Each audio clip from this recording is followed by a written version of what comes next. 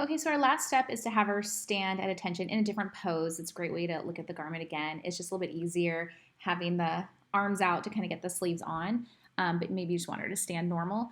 Before we do that, I did ask you to take a screenshot of your work.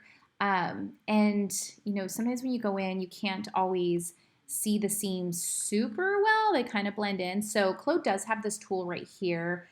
It's Schematic Render. That way you can just really clearly see where are the seam lines, what's happening. So if you like, go ahead and click that. It can be helpful and use that for your screenshot.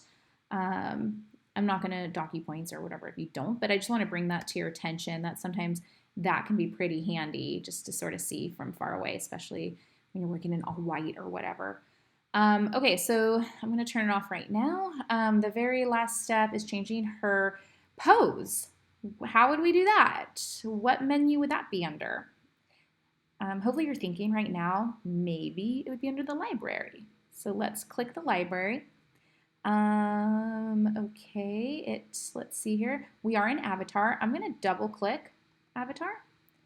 And right now we're in Female 1-2.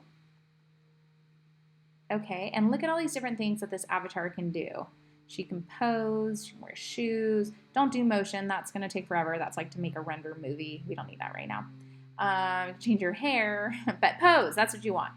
See how easy it is to get distracted?